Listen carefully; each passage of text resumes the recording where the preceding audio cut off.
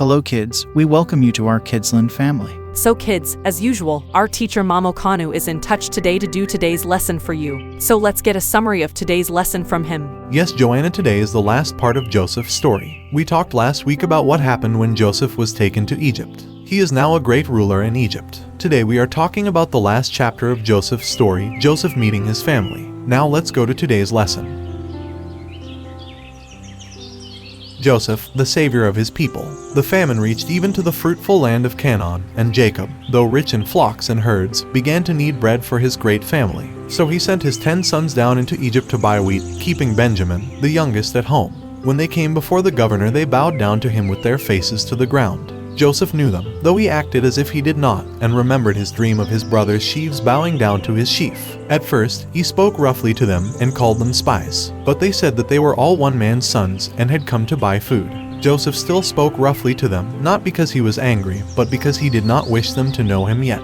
His heart was full of love for them, and he was soon going to show them great kindness. But when they told him that they had left an old father and a young brother at home, and one was dead, he still acted as if they did not tell the truth. He said that to prove themselves true men, one of them should go home and bring the youngest brother, and the others should be kept in prison until they returned. And he put them all in prison. After 3 days, he said one might stay while the others took the wheat home to their families, but that they must surely come back and bring the boy with them. Then Reuben, who had tried to save Joseph from the pit long before, told his brothers that all this trouble had come upon them for their wickedness to their brother Joseph, and they said to each other in their own language, "We are verily guilty concerning our brother. When he besought us, we would not hear, therefore is this distress come upon us." Joseph understood everything they said, though they did not know it, for he had been talking to them through an interpreter, and they thought he was an Egyptian. Now his heart was so full that he had to go out of the room to weep.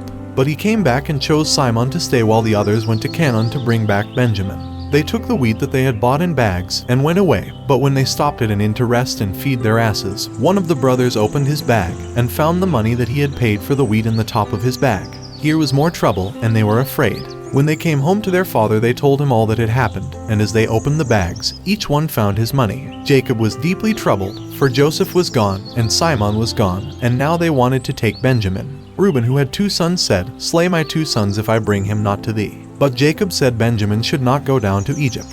But the wheat was gone in a short time, and they were likely to starve, so great was the famine. And at last Jacob said they must go to Egypt again for food. Judah said they would go if Benjamin would go with them, but Jacob would not listen to this. He asked them why they told the man that they had a brother, and they replied that the governor had asked them if their father was yet living and if they had another brother. "Send the lad with me," said Judah. "If I bring him not unto thee, let me bear the blame forever." Then Jacob told them to take him and go, and also to take presents of honey and spices and balm and nuts, and double the money, so as to return that which was put in their bags. And he blessed them and sent them away. They went down into Egypt and stood before Joseph again. When he saw Benjamin with them, he told the steward of his house to make ready a fine dinner for them, and bring them to him at noon, and he did so. Then the brothers were afraid that they were all to be put in prison, and at the door of Joseph's house began to tell the steward how they found the money when they opened their bags, and that they had brought it back doubled. But the steward spoke kindly to them, and said that he had placed their money, and that they need not fear, for God had given it back to them.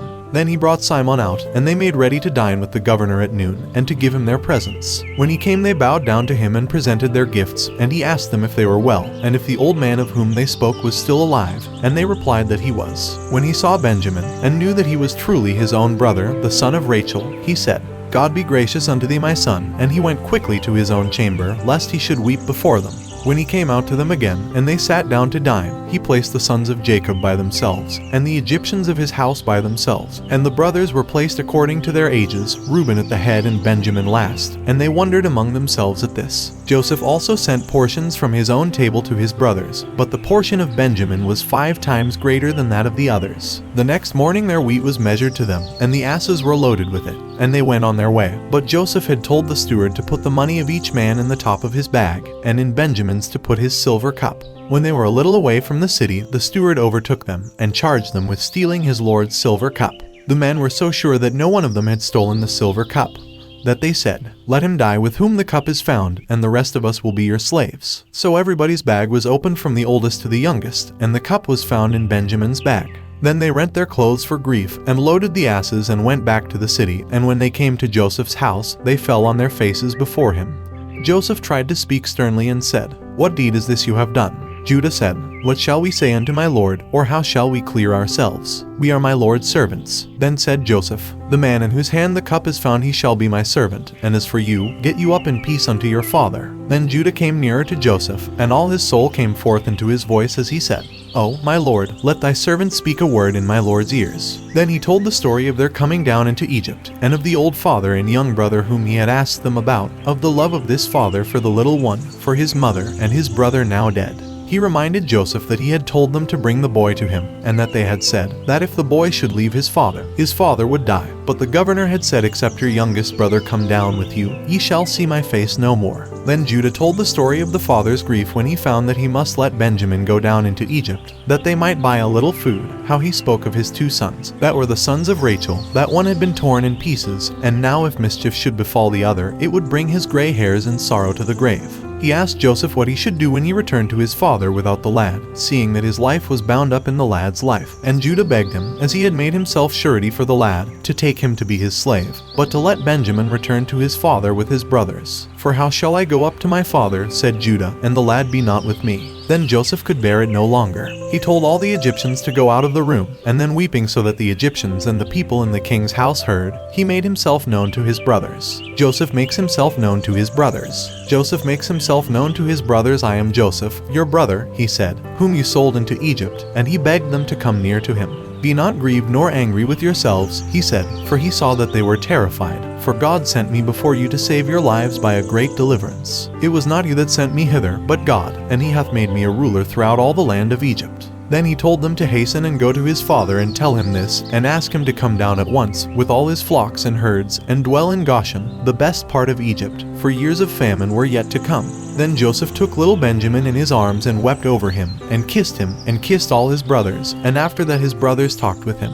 The king heard the story of Joseph's brothers and was pleased. He told Joseph to send wagons for the wives and little ones of his brothers, and to tell them to bring their father, and all their cattle and sheep, and come to live in Goshen, where they should have the best of the land for their flocks and herds. Joseph did as the king commanded, and also gave them food for the journey, and a suit of clothing to each brother, but to little Benjamin he gave 5 suits, and 300 pieces of silver. He also loaded 20 asses with the good things of Egypt as presents to his father, so he sent them all on their journey, saying, "See that ye fall not out by the way." When they came to Jacob in Hebron, they told him the wonderful story of the finding of Joseph, and his heart was faint, for he did not believe them. But when he had heard all Joseph's messages, and had seen the gifts and the wagons, he said, "It is enough, Joseph my son is yet alive, I will go and see him before I die." So they began the long journey to Egypt, for it took a long time to travel with a great family, and with thousands of cattle and sheep. At Beersheba Jacob stopped and worshipped God, where his father had built an altar years before. And God told him in the night that he need not fear to go down into Egypt, for he would there make him a great nation, and that he would bring him back again to his own land. So Jacob with all his children and their little ones, and all his flocks and herds came into Egypt.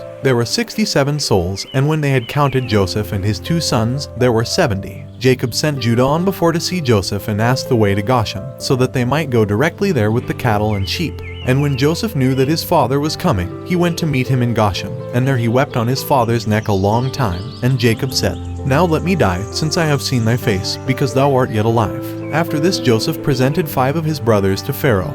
And the king spoke very kindly to them, and gave them the best of the land for their flocks, and hired some of them to oversee his own shepherds. Joseph brought his father in also, and Jacob blessed Pharaoh. So the family of Jacob lived in peace, and were cared for by Joseph, just as the Lord had promised Jacob, when in a dream he saw the angels of God at Bethel, and heard above them the voice of the Lord blessing him, and saying, "Thou shalt spread abroad to the west, and to the east, and to the north, and to the south, and in thee shall all the families of the earth be blessed." Joseph carried all Egypt through the years of famine, and saved seed for the people to sow their fields in the 7th year, so that they said, "Thou hast saved our lives." He afterwards visited his father, and Jacob made him promise that he would bury him when he died in the tomb of Abraham and Isaac, his father, in his own land.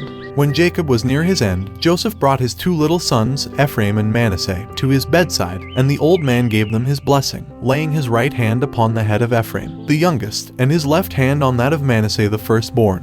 Even as Isaac had given the birthright blessing to him instead of to Esau, and he said, The angel which redeemed me from all evil blessed the lads. Then he called all his sons together and told them what should befall them in the last days. To each one he spoke as a prophet speaks who has a vision of things to come, and he blessed them there. When he spoke to Judah, he told him that kings and lawgivers should arise from among his children until the Savior of the world should come. Jacob was 147 years old when he died, and there was great mourning for him. Joseph had the body of his father embalmed, as the Egyptians had the custom of doing. And after a long mourning in Egypt, Joseph and his brothers and many Egyptians who were Joseph's friends carried the body of Jacob to Canaan in a great procession, and buried him in the cave of Machpelah where his fathers were buried. After they had returned to Egypt, the brothers of Joseph said, "Perhaps now he will hate us and bring upon us all the evil we did to him." So they sent to him to ask his forgiveness for all that was past. Then Joseph wept, for he had nothing but love in his heart toward his brothers, and he wished them to trust him. He comforted them and spoke kindly to them, saying,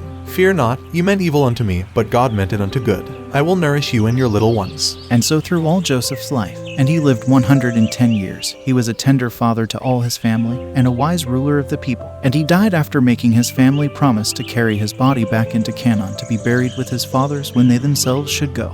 For God will surely visit you, he said, and bring you out of this land into the land which he promised to Abraham, to Isaac, and to Jacob. So kids, today we learned a lot about Joseph. We hope that your life will get many things from this, so we will bring a new story next Thursday. If you are not connected to our website yet, connect to our website today, and subscribe to our YouTube channel. Then you can watch as soon as we post a video. This is the KIDSLAND family.